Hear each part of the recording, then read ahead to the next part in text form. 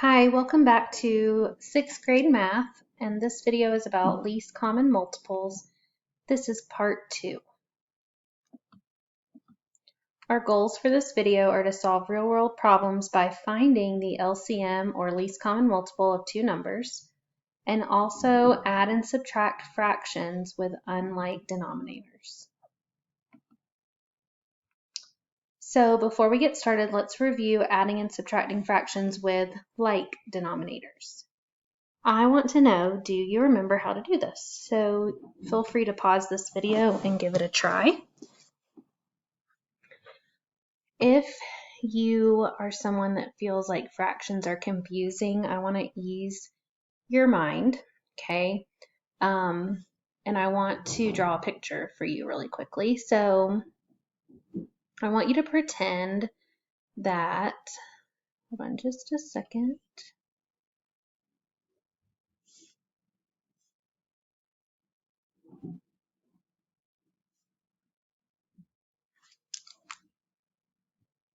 Okay, sorry about that. I want you to pretend that we went to a place where they sell sandwiches. So Subway or some place where they sell sandwiches, and we bought two big subs. Okay. The first sub we get out, okay, the bottom number of a denominator, of a fraction is the denominator, and it tells you the number of pieces that you originally have, which means, let's say we went to some type of event, a party, and we wanted to share the subs. This means that each of these subs were cut into 12 slices. Okay, so right now I have 2. Now I have 4 on each. Okay.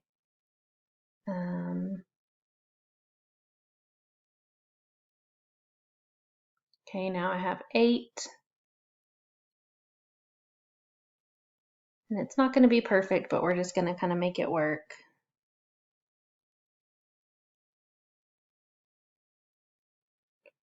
One, 2, 3, 4, 5, 6, 7, 8, 9, 10, 11. There we go, 12. Okay. Sorry that it is not even. 1, 2, 3, 4, 5, 6, 7, 8, 9, 10, 11, 12. Okay. So 12 slices on each. Normally it would look nice and even, but for this example, just bear with me.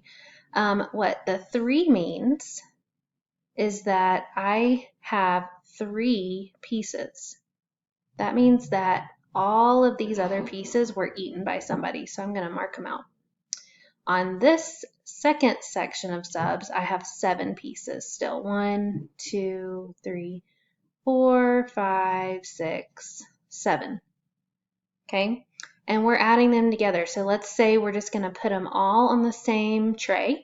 Okay, we're going to say, okay, well, I have just a few here, so I'm going to add them to this tray right here. I'm just going to pick them up and place them down here. So when you're adding fractions, you have to have the same size pieces so that you can tell how many you actually have. So when I add 3/12 and 7/12, okay, my denominator stays 12 because, again, that's the size of my sub pieces. They're in twelfths. And when I put those together, I know that I have 10/12 or 10 out of 12 pieces of sub left. Now, sometimes you may need to simplify a fraction, and all that means is you're dividing these numbers by like factors. I know that these are both divisible by 2. And so my final answer is 5/6. Okay? And what that means is if I were to break this into sixths, okay? 1, 2, 3, 4, 5, 6. And I didn't get that perfect, but there's 1/6, 2/6, 3/6, 4/6, and this one would have to go right there, but total that's 5/6. Okay? So why is using the least common multiple important? And this is a lot, so just stick with me on this page, and then we're going to do a couple practice problems together. So I want you to consider this example right here. Okay, consider Carly and Marley. So I want you to kind of put yourself and a friend in this situation. Pretend that you're making necklaces with beads. Okay, Carly plans to have every 6th bead be yellow. Marley plans to have every 10th bead be yellow. They're placing the beads on their necklaces at the same time, one by one. How many beads will they have on their necklaces the first time they each place a yellow bead at the same time? So I want you to think about this. Let me get some other colors. So let's say that their colors are blue and yellow. Okay, so every 6th bead is Carly's. So I'm going to put Carly's up here. 1, 2, 3, 4, 5. Her 6th one is going to be yellow. Okay, same thing, and then you could do another row or another, you could keep going. So 7, 8, 9, 10, 11. Then we get to the next 6. There's the 12th, but it's the next 6. So every 6 beads are yellow. Keep going on and on and on. Okay, eventually you're going to have a few yellow beads, mostly blue. With Marley, hers is a little bit different. Hers is every 10th. So 1, 2, 3, 4, 5, 6, 7, 8, 9. Hers is the 10th. And then you would continue on. Okay, the 20th would be her next one, then the 30th.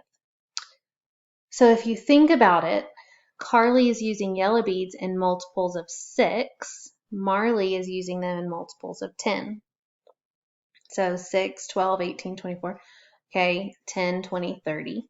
The first time that they're going to be in the same spot is the first multiple they have in common, and that's going to be 30. And you can see in both rows, 30 is the first number you get to that's going to be in both lists. And I could keep on going with my picture, it just would take me a little while, but eventually we would have a yellow bead in the same spot, and it would be the 30th bead. Okay, so Carly and Marley will have 30 beads on their necklace the first time they each place a yellow bead at the same time. So what I want you to remember is multiples are when something's happening over and over. Okay, so maybe it's going to a sports practice every 3 days and going to piano practice every 5 days. Is that ever going to happen at the same time? And so you're just, when you're continuing something, that's when it's multiples. Okay, so let's look at practice problem 1. Donovan's creating a piece of music in which he rings a bell every 10 seconds and blows a whistle every 12 seconds. From the start, how many seconds will it be until Donovan has to ring a bell and blow a whistle at the same time? So for these, I do like to make a little table because I think it helps my brain just kind of organize my thoughts, because a lot of times this can be kind of confusing. So I'm going to put B for bell, W for whistle. The first round, okay, the first round that he has to do something, it's going to be bell is at 10 seconds, whistle is at 12 seconds. Let me get my other color in here and just draw some.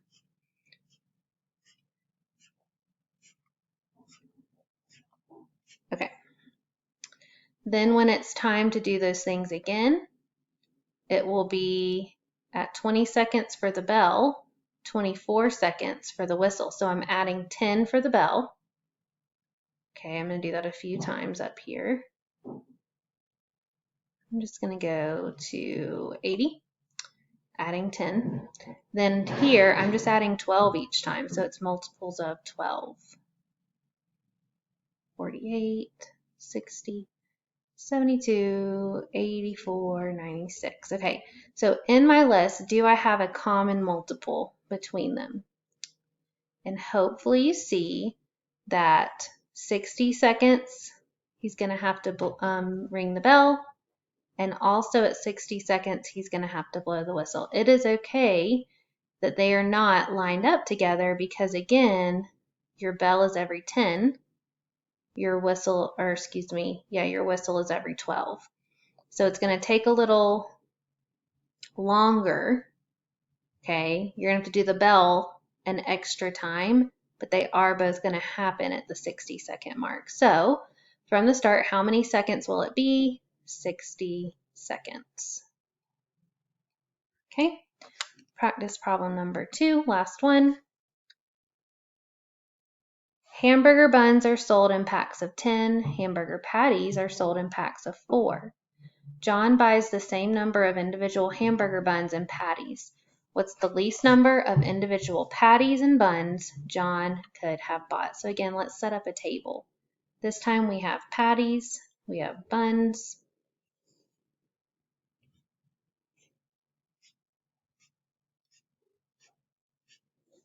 Okay, 1 pack of patties is 4, buns is 10. So that's 1 pack. 2 packs, 8 and 20. 3 packs,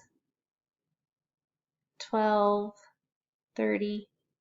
It might be easier for you to just go up by 4s and then go up by 10s. So then we would have 16, then we would have 20, 24. I'm going to stop there and see if I have a common multiple. Do you see a common multiple in our table?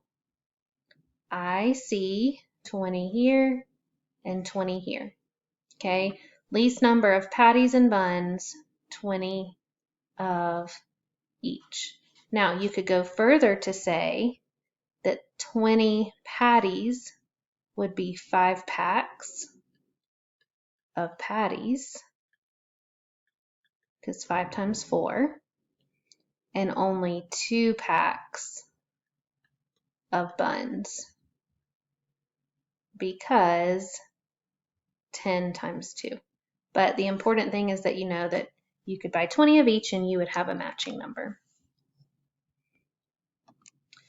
So before you leave, make sure you feel like you can solve real-world problems by finding the LCM of 2 numbers and add and subtract fractions with unlike denominators. And let me know if you have any questions. Thanks for watching.